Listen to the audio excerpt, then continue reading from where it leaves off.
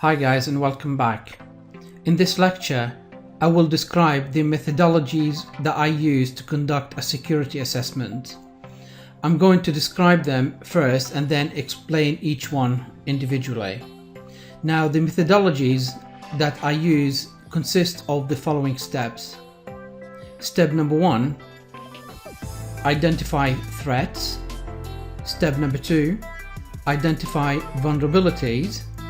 Step number 3, analyze risks. Step number 4, identify recommended corrective actions. And the last step, step number 5, I need to document all my results.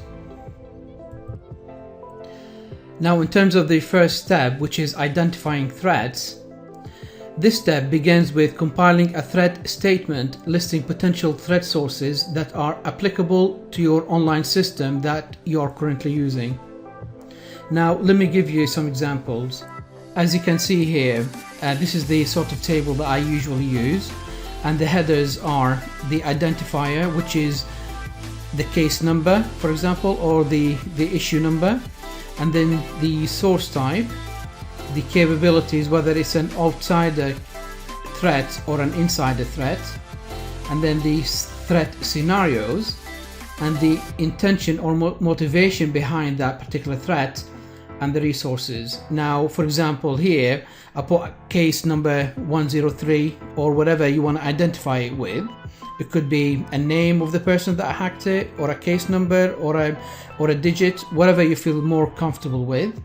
Now, in terms of the source and type, for example, you've got an organized crime over the internet, hackers, or whatever. So this is as far as the outsider threats are. Now, in terms of the capabilities, say if you got hacked and your password got stolen, then it will be a very high sophistication. Now, in terms of the threat scenario, could be hacking, impersonation, social engineering, system intrusion, and so on. Now, what are the intentions of that particular threat or hack? Now, on here I put malicious. For example, they wanted some economic gains or political gains, so you need to state the intention and the resource, whether it has been moderate to substantial or a slight threat. So you identify it with in the resource here. Now, for the insider threat, what I put here, another case number, and it's done by an employee who wasn't very happy, and that threat was of a high degree technical sophistication because he was, for example, working in the IT department, and he's got a lot of access to your databases and other resources, other important resources, I might say. Now, the threat scenario could be unauthorized access, browsing classified information, fraud and theft, inputting of corrupted information, or just sabotage. So it depends what is exactly that threat is. So you need to identify it. Now, the intention or the motivation could be a revenge. Maybe you've sacked that particular employee and he just want to harm you in some way. Maybe he's curious, he just want to have a look and see how many password he can gain, or how much that company is making per year or whatever. So just like curiosity, and what they say, curiosity kills the cat. Or just a particular ego that yes, he can hack into a sophisticated system, or just for monetary gain, to sell the information, the card information details, or to sell passwords to other hackers. So you need to identify the motivation and the resource. What is it? Is it a moderate? Is it a substantial threat? Is it a mild threat? So you need to identify it. The second step, which is identifying vulnerabilities.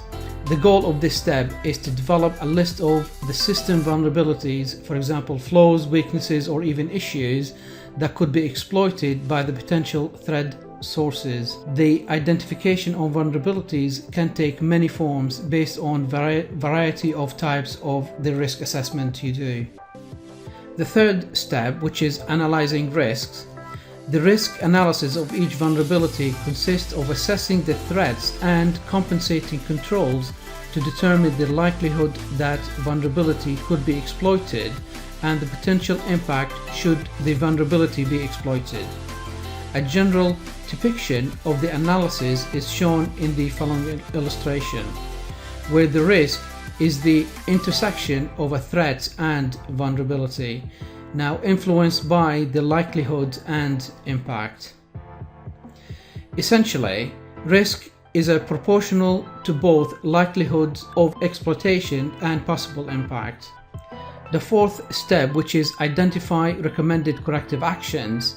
Now, the findings and associated risk levels was used to determine the recommendations that should be applied as a means of mitigating the risk. When identifying recommendations, the following were taken into consideration: level of effort, cost, emerging technologies, time constraints, and feasibility. And the final step, you need to document all these results. The results of the risk assessment were documented, providing the findings, business impact statement, recommended corrective actions, likelihood, impact, and the risk level.